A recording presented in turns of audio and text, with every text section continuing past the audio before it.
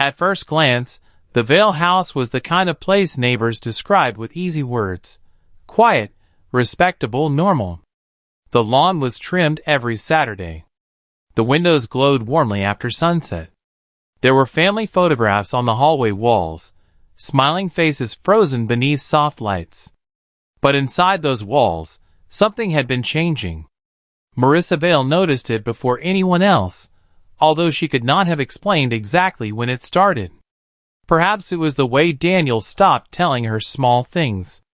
Perhaps it was how Lena began closing her bedroom door whenever he entered the hallway. Or perhaps it was simply the silence that seemed to settle over dinner whenever all three of them sat at the same table. Marissa had always been protective of her marriage.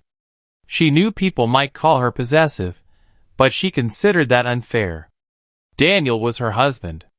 They had built a life together, survived difficult years, and created a home they were supposed to share. She believed marriage required vigilance. Lately, however, vigilance had become suspicion.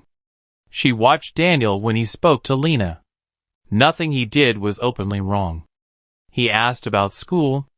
He reminded her about homework. He occasionally defended her when Marissa thought she was being disrespectful. Those moments should have seemed ordinary. Instead, Marissa remembered them later. She remembered Daniel lowering his voice when Lena was upset. She remembered Lena looking away whenever her mother entered a conversation between them. She remembered unfinished sentences and sudden changes of subject. And once Marissa started noticing those things, she could not stop. Lena was 16, bright, observant, and unusually quiet for someone her age. Teachers described her as capable. Her mother described her as difficult. The difference mattered. Lena had become skilled at disappearing without leaving the house. She ate quickly, spent long hours studying, and kept her phone close enough that Marissa sometimes wondered what she was protecting. One evening, Marissa knocked on Lena's bedroom door. "Everything okay?" "Yeah." The answer came too quickly. Marissa opened the door halfway. Lena was sitting on her bed, staring at her phone. "Who are you talking to?" "No one." Marissa smiled, but there was no warmth behind it. "Then why hide it?" Lena locked the screen. "I wasn't hiding anything." From downstairs, Daniel called Lena's name. Lena immediately stood.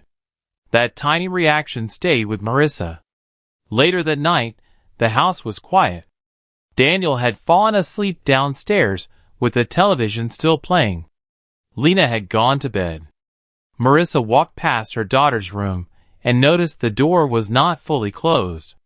For several seconds, she stood there. Then she saw Lena's phone on the desk. The screen lit up with a new message. Marissa froze. She knew she should walk away. Instead, she stepped closer. The sender's name was Daniel. The message contained only one sentence. "Your mother cannot know about this." Marissa read it twice. Then a third time. The room suddenly felt smaller. For months, she had wondered whether something was wrong. Now, for the first time, she had something that looked like an answer. And it frightened her more than the questions ever had. Marissa stared at the glowing screen, feeling anger rise beneath her fear, while somewhere inside her, a terrible possibility quietly began taking shape that she could not deny. Marissa stared at the message until the screen went dark. For several seconds, she did nothing. She could hear the television downstairs, the low murmur of Daniel's voice as he moved through the kitchen. Everything sounded painfully normal. Then Lena's phone lit again. Marissa picked it up. She knew crossing that boundary would change something between her and her daughter, but the thought of putting the phone down felt impossible. Her hands trembled as she opened the conversation. There were not hundreds of messages. There did not need to be. Some were ordinary. Daniel asking whether Lena had finished an assignment. Lena asking when he would be home. Small exchanges that, taken alone, meant nothing. But then, there were other messages. Messages about keeping things quiet. Messages about Marissa not understanding. Messages that seemed to contain pieces of a conversation neither of them wanted her to hear. Marissa felt the room tilt beneath her. She began scrolling faster. With every message, memories returned. Daniel defending Lena during an argument about her grades. Lena becoming strangely silent whenever Marissa talked about her marriage. Daniel leaving the room whenever Marissa asked too many questions. At the time, each moment had seemed harmless. Now they looked like evidence. That was the danger of suspicion. Once it took hold, ordinary memories stopped being ordinary. A glance became a signal. A closed door became a secret. Silence became an admission. Marissa sat on the edge of Lena's bed, staring at the phone. She told herself she was not invading her daughter's privacy. She was protecting her family. She was looking for the truth. But beneath those explanations was something darker, fear that Daniel had chosen Lena over her. By morning, Marissa had barely slept. She watched Daniel drink coffee at the kitchen counter. "Did you sleep well?" he asked. "Fine." He looked at her for a moment. "You sure?" Marissa nodded. She wanted him to confess without being asked. She wanted him to look guilty. Instead, Daniel calmly rinsed his cup and walked away. That calmness made her angrier. Over the next several days, Marissa watched everything. She noticed how Daniel lowered his voice around Lena. She noticed how Lena avoided eye contact. She noticed how conversation stopped whenever she entered a room. The more she watched, the more certain she became. Eventually, certainty turned into obsession. Marissa began checking Lena's phone whenever she could. She memorized passwords. She searched messages late at night. She replayed conversations in her head until she could no longer separate what she had actually witnessed from what she feared had happened. Then, one evening, she confronted Lena. "You need to tell me what is going on." Lena looked up from the table. "Nothing is going on. Don't lie to me." "I'm not."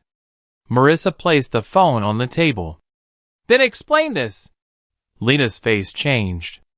For the first time, Marissa saw fear instead of guilt. "Where did you get that? Does it matter?" "Yes." Daniel entered the room. "What's happening?" Marissa turned toward him. "Tell her." Daniel stopped. "Marissa, this isn't what you think." "Then tell me what it is." He said nothing. Lena looked between them, her breathing becoming unsteady. Marissa stepped closer.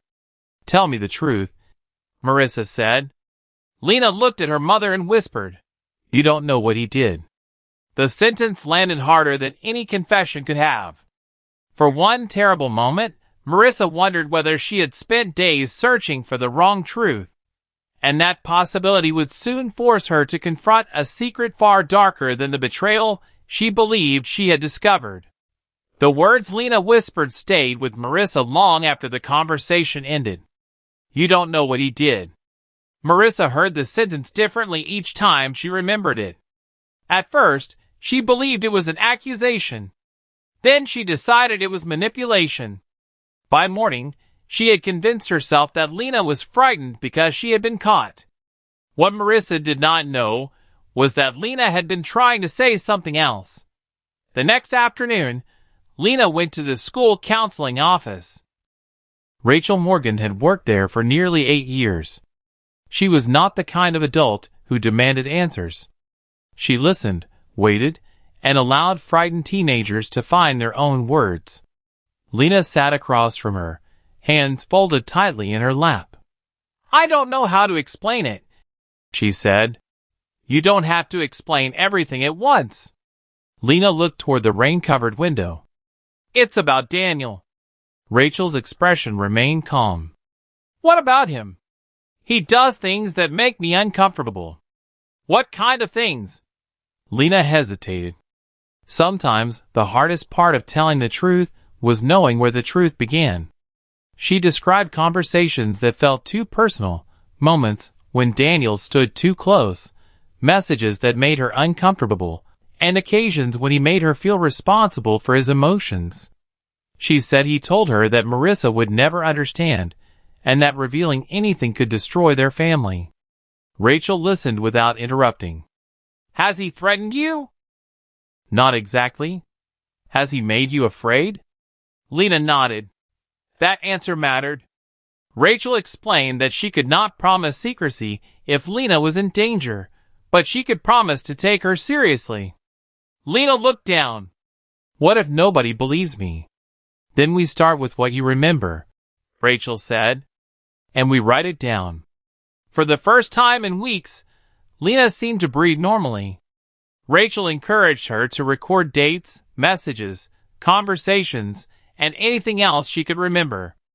Not because she wanted Lena to build a case against someone, but because frightened memories could become difficult to organize. Lena agreed. She began writing. At home, however, Marissa was seeing something completely different. She saw a daughter who avoided questions, a husband who looked exhausted, and a secret that seemed to have grown between them. When Daniel spoke privately with Marissa, he presented himself as confused and wounded. "I've tried to help her," he said. "But she thinks you're going to blame her for everything." Marissa stared at him. "Why would she think that?" Daniel lowered his eyes. "Because she's a teenager." "She's emotional. And because you've been suspicious of me." The answer sounded reasonable enough to Marissa. That was what made it dangerous. Daniel never openly accused Lena of lying.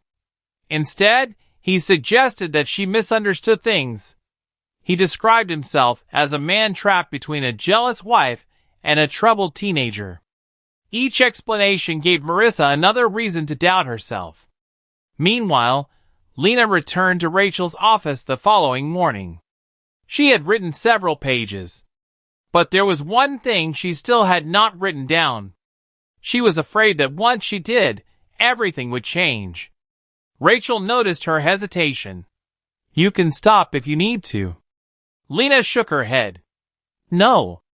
I need to tell you." She lowered her pen toward the page. Before she could finish, her phone vibrated. A message from Marissa appeared. "Where are you?" Lena's face went pale. She knew immediately that something was wrong. Marissa had never asked about the counseling office before. At that exact moment, across town, Marissa was staring at Lena's school records, searching for an explanation. Then she saw Rachel Morgan's name. Marissa's stomach tightened. Lena had spoken to someone outside the family. And suddenly, the secret Marissa thought belonged only to the three of them no longer did. And for Marissa, that discovery felt less like a warning than a betrayal she could no longer forgive ever. The discovery of Rachel's name changed Marissa.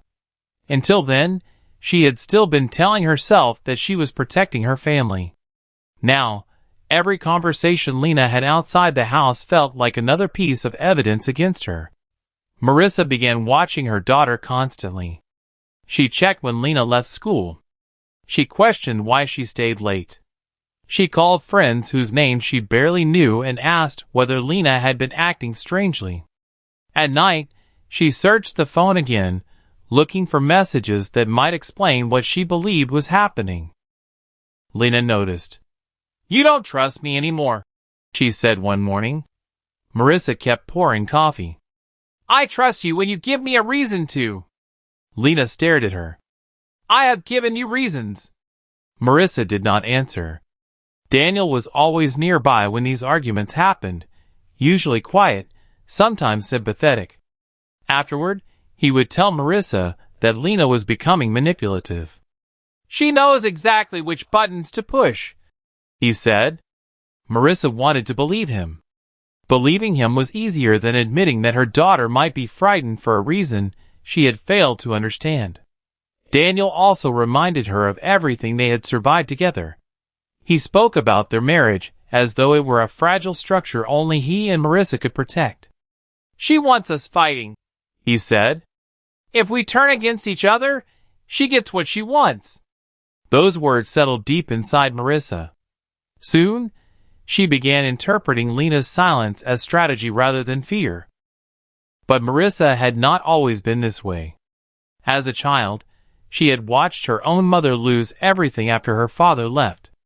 She remembered empty cupboards, unpaid bills, and nights when her mother cried behind a closed bedroom door. More than anything, Marissa remembered the feeling of being abandoned. She had promised herself she would never experience that kind of loss. Years later, that promise had quietly become a fear of losing anyone she loved. Daniel knew that fear. Whether intentionally or not, he used it. Every time Marissa questioned him, he reminded her that their marriage was under attack. Every time Lena tried to speak, he offered another explanation. And slowly, Marissa stopped seeing her daughter as someone who needed help. She saw an enemy. One evening, Lena finally reached her limit. She found Marissa alone in the kitchen and closed the door behind her.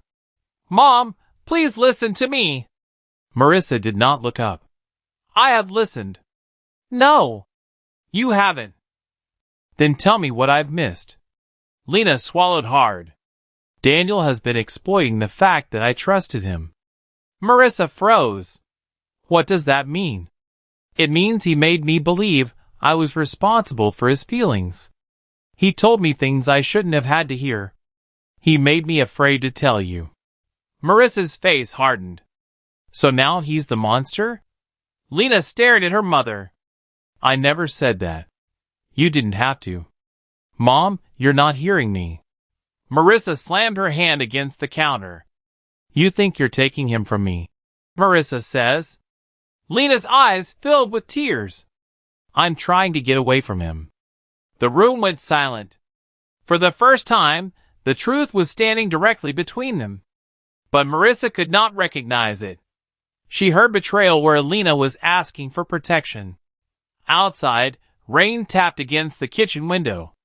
Lena wiped her face and waited for her mother to respond, hoping some part of the woman she remembered might hear her. Instead, Marissa turned away, already choosing Daniel's version. And that misunderstanding was about to push the family toward a night none of them could undo. The words from their last argument followed Marissa through the next 2 days. "I'm trying to get away from him." Instead of hearing a warning, Marissa heard another accusation.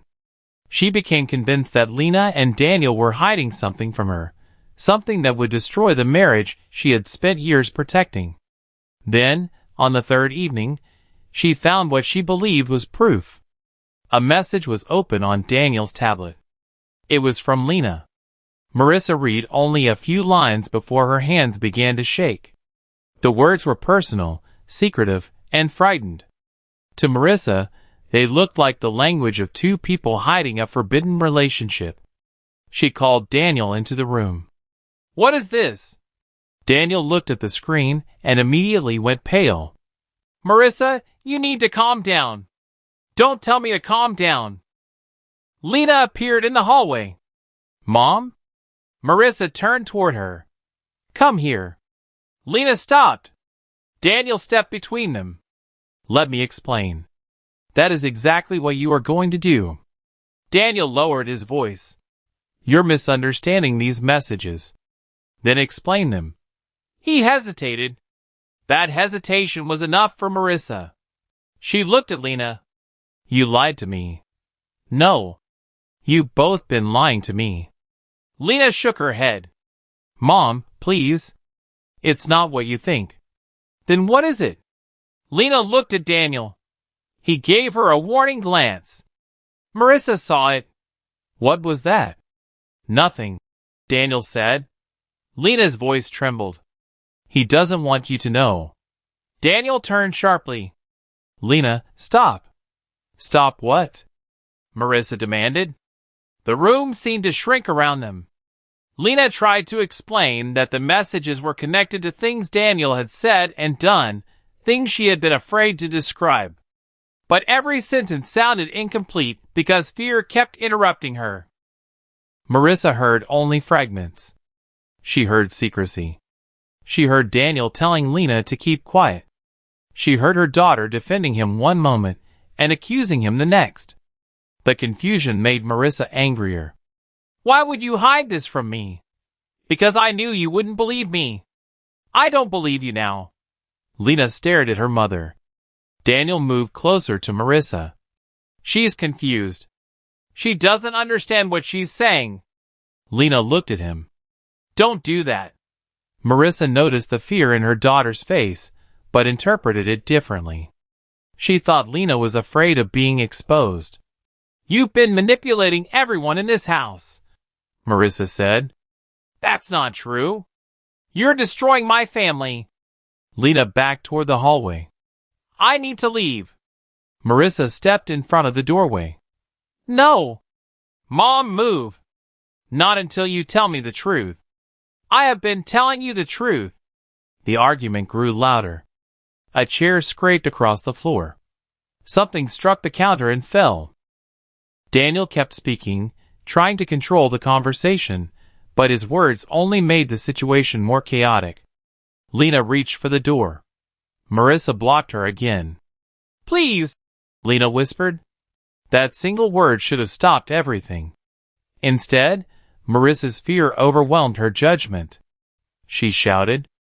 Lena shouted back. Then came a sudden movement. A struggle. A terrible moment in which anger became physical, and neither woman seemed to understand how quickly the situation had changed. Then silence. The house that had been filled with shouting became completely still. Daniel was gone from the room. Lena lay motionless.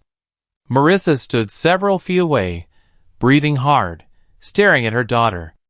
For a few seconds, she could not comprehend what she was seeing. Lena? Nothing. Marissa took one uncertain step forward. Lena, get up. There was no answer. Her voice broke. Lena? Still nothing. The anger disappeared from Marissa's face. What remained was disbelief. She dropped to her knees beside her daughter, reaching out with trembling hands, as though touching her might somehow reverse the last few minutes. Please! No response. Marissa whispered Lena's name again. And again. But the house gave her only silence. Marissa understood something irreversible had happened. She looked toward the doorway, expecting Daniel to return with an explanation. Nothing came. The clock on the wall continued ticking. A glass lay broken nearby, catching the hallway light. The television downstairs continued playing to an empty room, its cheerful voices out of place. Marissa touched Lena's shoulder. Sweetheart? She waited. Nothing. Her mind searched desperately for another explanation, anything that would allow her to believe this was not real. But Lena remained still. Marissa understood that whatever she had believed about Lena, whatever she had feared losing, none of it mattered anymore. Only the silence remained. The silence did not last. Marissa remained beside Lena, staring at her daughter's unmoving face, while the clock continued ticking above them. Her first thought was not grief. It was fear. What would happen when people found out? What would happen to her marriage? What would Daniel do? And then, beneath those questions, came the one she could barely admit to herself. What had she done? Daniel returned to the room and stopped when he saw Lena. For a moment, neither adult spoke. Then Daniel whispered, You need to think carefully. Marissa looked at him. She'll be okay. You don't know that? Daniel glanced toward the hallway. Listen to me. If they ask what happened, you were protecting yourself. Marissa's eyes widened. What? She attacked you. You reacted. Marissa shook her head. I don't remember. You have to remember. His voice became firmer. You can't tell them everything. Marissa stared at him, suddenly realizing that Daniel was more frightened of the consequences than he was concerned about Lena. That realization barely registered before the sound of sirens reached the house. Daniel stepped backward. Don't say anything. But it was already too late. Emergency responders entered moments later. Their questions came quickly, but Marissa struggled to answer them. She repeated that there had been an argument. She said Lena became aggressive. She said she had tried to defend herself. One responder asked what had happened immediately before the incident. Marissa hesitated. She attacked me. The words sounded strange even to her. Paramedics moved around her, checking Lena and working with quiet urgency. Marissa watched from the hallway, her hands trembling. Then the police arrived. Detective Ethan Cole entered first, followed by Detective Maya Torres. Neither spoke loudly. Neither needed to. They observed the room before asking questions. The overturned chair. The broken glass. The scattered belongings. The distance between Marissa and the doorway. Torres noticed that Marissa kept looking toward Daniel. Cole asked, "Who was in the house when this happened?" Marissa answered carefully, "Me and Lena." Daniel remained silent. Torres looked at him. "And you?" Daniel paused. "I came in afterward." The detectives exchanged a brief glance. Marissa repeated her story. Lena had become angry. Lena had tried to leave. Lena had attacked her first. Marissa had only reacted. But details began changing each time she spoke. At first, Marissa said Lena pushed her. Then she said Lena grabbed her. Then she said she could not remember exactly. Torres noticed another detail. Marissa kept saying, "Lena will be okay." Not, "I hope she is okay." Not, "I don't know if she will survive." She spoke as though Lena were still simply waiting in another room. Torres lowered her notebook. "When did you last speak to your daughter?" Marissa looked toward the room. "Just a few minutes ago." Torres studied her carefully. "Marissa, I need you to understand something. We are going to establish exactly what happened tonight." Marissa swallowed. "She'll tell you." Torres paused. "Who?" "Lena." The detective said nothing. Behind them, the paramedics continued working. And in that silence, Torres understood that the mother's story was not merely incomplete. Something inside the house had already been hidden. Now the investigation would begin uncovering it. Cole noticed the pattern. Whenever he asked about the argument, Marissa looked toward Daniel before answering. It was subtle, but it suggested that someone had discussed what she should say. Torres asked Daniel to step outside. His expression changed. For the first time that night, Marissa looked alone. She looked back toward Lena's room and whispered her daughter's name, as though expecting an answer. There was none. The investigation changed direction the morning after Lena's death. What had seemed like one confrontation was beginning to look like the final chapter of something unfolding for months. Every new detail raised another question, and every answer seemed to point backward. Detective Ethan Cole began with the simplest question: what had been happening inside the Vale house before the final argument? Detective Maya Torres requested phone records, school reports, messages, and every available note connected to Lena. What initially looked like a sudden family tragedy began revealing a much longer history. The first important interview was with Rachel Morgan. Rachel sat across from the detectives with Lena's unfinished notes in a folder between them.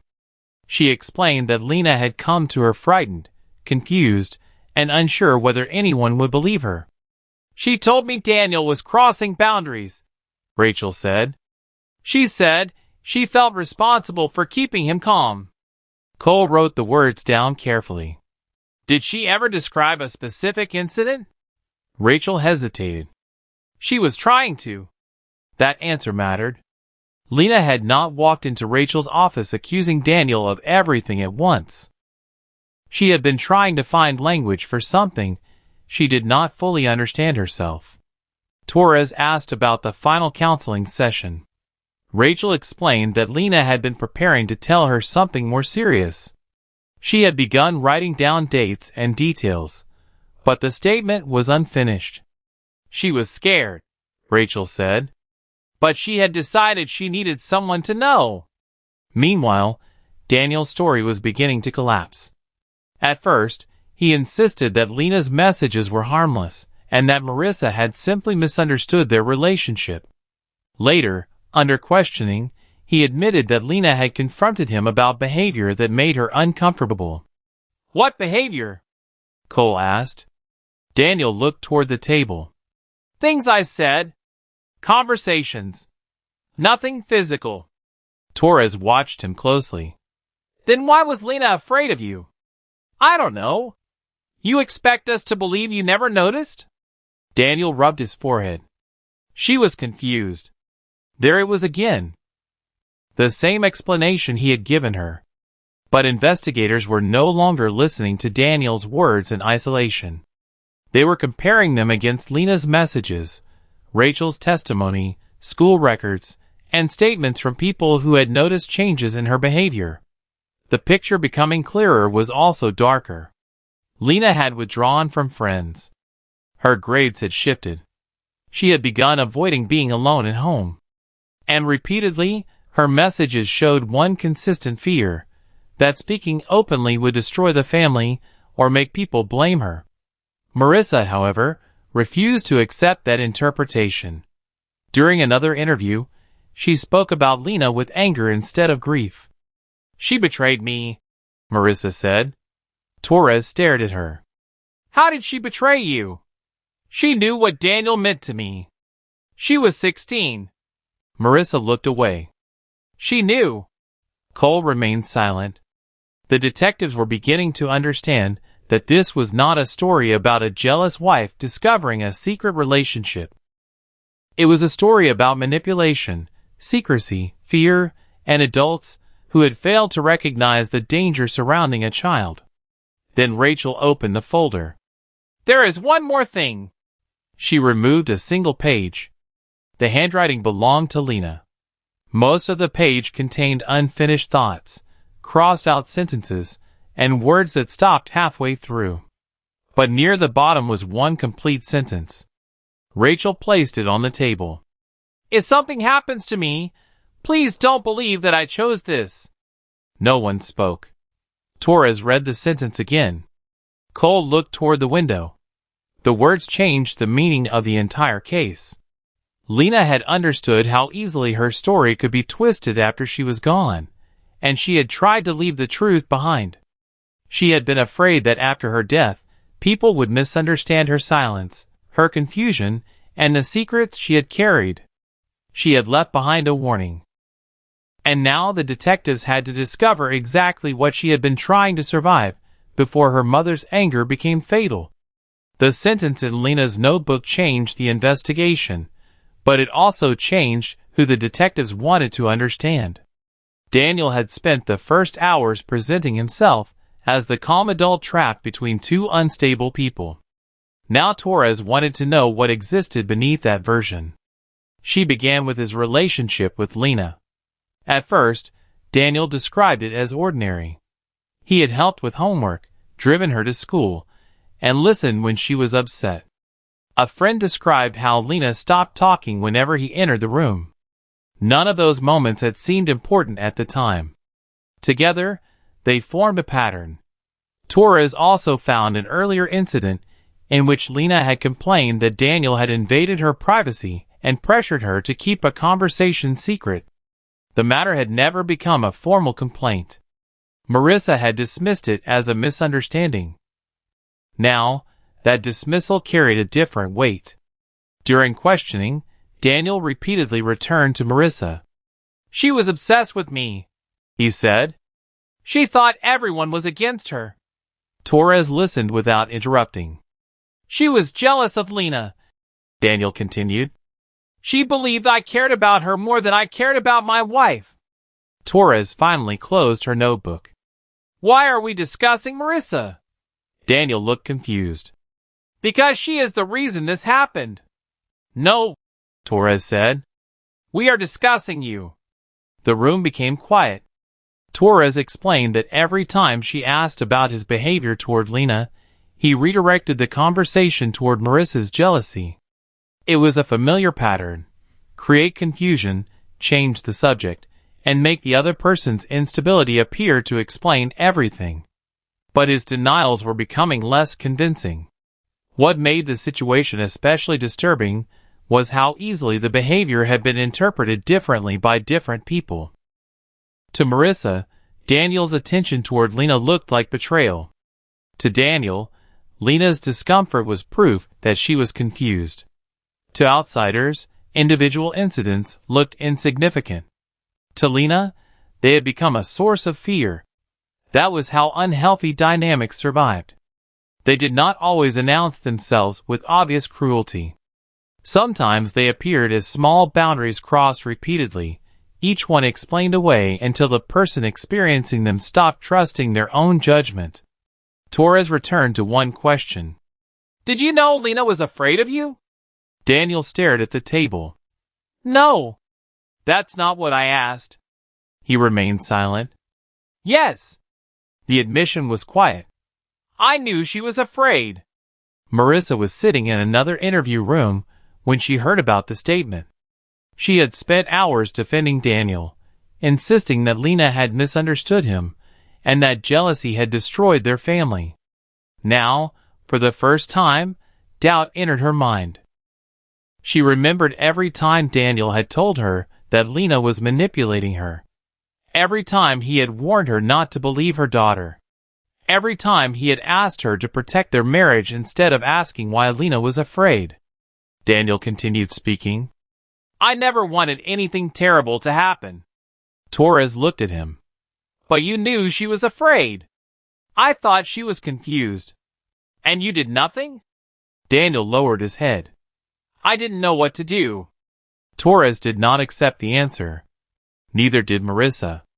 Through the glass of the interview room, she watched Daniel sitting alone, no longer looking like the man she had spent weeks defending. He looked smaller now, less certain. And suddenly Marissa understood the possibility she had refused to consider. Maybe Daniel had not been protecting her from Lena. Maybe he had been using her fear to protect himself.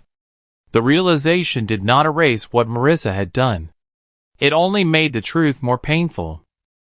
Because the man she believed she was protecting might have been manipulating her all along.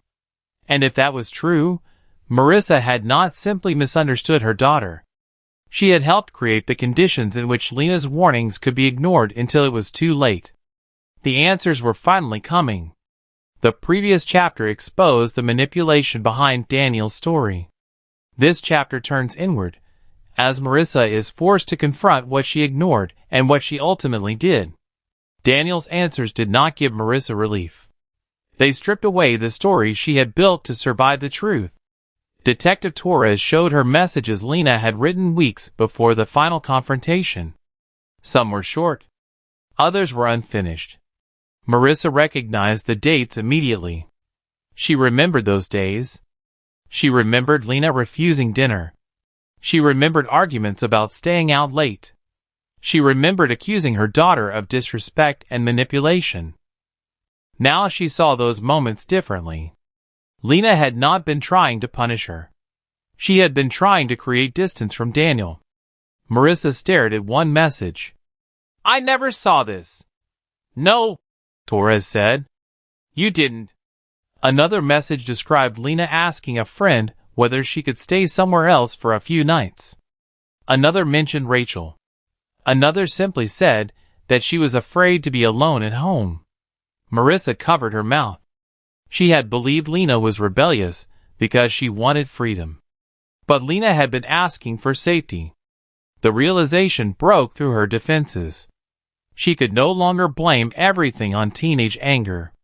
She could no longer tell herself that Lena had deliberately tried to destroy her marriage. There had been warnings. There had been chances to listen. And she had ignored them. Cole entered the room and placed a folder on the table. "You need to tell us what happened that night." Marissa looked down. "I already told you. You gave us a version." Her eyes filled with tears. Cole continued, "We need the truth." Marissa's shoulders shook. "I attacked her." The words barely escaped. Cole remained silent. Marissa repeated them. I attacked my daughter. She did not blame Lena. She did not blame the argument. She did not blame jealousy alone. She admitted that she had lost control. But when Cole asked why, Marissa struggled. I felt like I was losing everything. What did you think Lena was taking from you? My husband. Cole watched her carefully. Why? Because she was closer to him. Because they had secrets. Because I thought she wanted him to leave me. Her voice cracked. I thought she had chosen him over me. Cole leaned forward.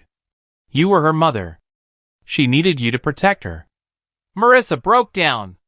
I thought she was taking everything from me. Cole's answer was quiet. She wasn't taking anything from you. She was trying to survive it. Marissa lowered her head and cried. She had believed protecting her marriage meant holding on to Daniel at any cost. She had confused control with love and suspicion with loyalty. Daniel had fed those fears, but he had not forced every decision she made. That responsibility belonged to her. Marissa finally understood that Lena had never been her rival. She had been her daughter. A child asking an adult to believe her. And Marissa had answered that plea with anger. Her confession continued through the afternoon. She described the escalating arguments, the accusations, the messages, and the moment when she blocked Lena from leaving. She admitted that she knew her daughter was frightened. She admitted that she saw the fear and misunderstood it. Most painfully, she admitted that after Lena pleaded with her, she believed Daniel's story. The detectives listened as the pieces connected. This was no longer only a case about one violent night. It was about the months that came before it, jealousy that became obsession, manipulation that became normal, trauma that became control, and silence that allowed danger to grow. Marissa had wanted the truth. Now she had it. Truth could not bring Lena back. When the interview ended, Marissa remained alone at the table. She looked at her daughter's photograph among the evidence nearby there. For the first time, she did not see a girl who had betrayed her. She saw the child she had promised to protect. And that realization would follow her into the courtroom, where every secret would finally have to be spoken aloud. Here is the expanded chapter at the exact 550-word count, with a seamless transition from the previous chapter and a lead-in to the final aftermath.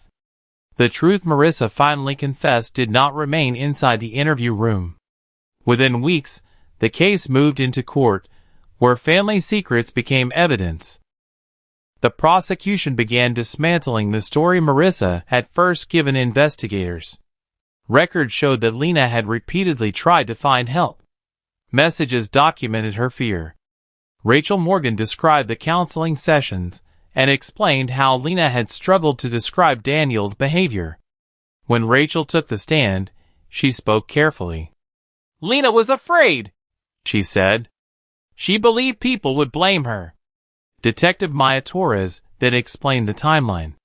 She described the messages, the unfinished notes, the arguments, and the contradictions in Marissa's original account. Each piece of evidence showed that the fatal confrontation had not appeared from nowhere. It had been preceded by months of fear, secrecy, jealousy, and manipulation. Daniel's own testimony created another layer of consequences. He acknowledged that Lena had been uncomfortable around him, and admitted that he knew she was afraid. His explanations continued to shift, but investigators had already uncovered enough evidence to challenge his version of events. The court would have to decide his responsibility separately. For Marissa, the central question was simpler and more painful. What had she done? Her defense presented her as a grieving mother whose judgment had collapsed under overwhelming emotional pressure. They described her childhood abandonment, her fear of losing her marriage, and the psychological deterioration that had followed months of suspicion. She was not thinking clearly, her attorney argued. But the prosecution did not deny that Marissa was grieving. They argued that grief did not erase responsibility. Neither did jealousy. Neither did trauma. Neither did Daniel's manipulation. The prosecutor reminded the court that Lena had been 16. She had sought help. She had tried to explain what was happening. And when she needed protection most, the person she depended on had become the person who harmed her. Marissa sat motionless as those words were spoken. There was no dramatic outburst. No sudden confession. Only the realization that explanations could describe her choices without excusing them. The evidence was presented. Phone records established timelines. School records showed changes in Lena's behavior. Rachel's testimony confirmed that Lena had been preparing to disclose serious concerns. The unfinished note became one of the pieces of evidence in the courtroom. "If something happens to me, please don't believe that I chose this." The sentence was read aloud. Marissa closed her eyes. Justice could not restore the life Lena had lost. It could not return her to school, return her friends their memories, or return Marissa the daughter she had failed to protect. It could only establish what happened. After days of testimony, the jury reached its decision. Marissa was found responsible for the death of her daughter and sentenced. She lowered her head as the verdict was read. The courtroom remained quiet that day. There was no victory in that room. Only consequences. Outside, reporters waited, but Marissa said nothing. For months, she had believed truth would save her family if she could control it. Now she understood something. Truth did not save Lena.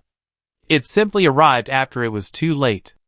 And the next part of the story would no longer belong to the courtroom, but to the people left behind to live with what the truth had cost them. The courtroom eventually emptied, the reporters moved on, and the legal process became another chapter in a story that had already taken everything from the Vale family. But for the people who knew Lena, the case did not truly end with a verdict. It continued in small, ordinary moments.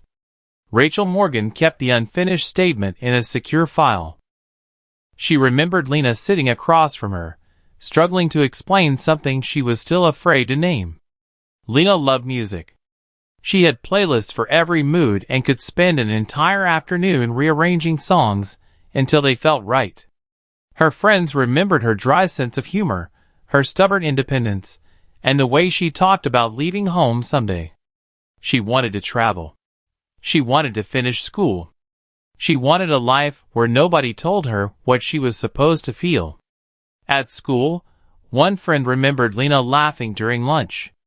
Another remembered how seriously she took every song she loved. Rachel remembered the girl who had finally found the courage to ask an adult for help.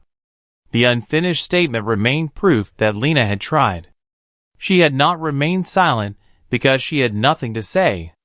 She had remained silent because she was afraid of what might happen if she spoke. Marissa now had years to understand that distinction. Her jealousy had changed the way she looked at her own daughter. Instead of seeing a frightened teenager, she had seen competition. Instead of hearing a warning, she had heard betrayal. Instead of protecting Lena, she had defended a marriage that was already surrounded by secrets. Daniel's manipulation had influenced her. Her own history had shaped her fears. But neither explanation erased her responsibility. That was the hardest truth Marissa had left to carry. Lena had not stolen anything from her. She had not destroyed her marriage. She had not been an enemy. She had been a daughter asking her mother to listen. The tragedy had not begun on the night of the fatal confrontation. That night was only the point where months of fear, manipulation, jealousy, denial, and silence became irreversible. There had been warning signs. There had been opportunities to intervene. There had been conversations that could have changed everything. But each warning was misunderstood, dismissed, or buried beneath another secret. Eventually, the Vale house became quiet. The photographs remained on the walls, but Lena's absence seemed to exist in every room. Her bedroom was left almost untouched. A few books remained stacked beside the bed. A jacket hung behind the door. On the desk, old papers waited beneath a layer of dust. Her school bag sat where she had left it. No one needed to move it. There was nowhere for her to carry it anymore. The house held another kind of silence too. It was the silence of unanswered questions, memories that could never be corrected, and ordinary routines that suddenly felt impossible to resume inside that house. Justice had explained what happened. It had assigned responsibility. It had created a record of the truth. But justice could not return Lena to her classroom. It could not restore her plans. It could not give her the future she had imagined. The truth came out eventually.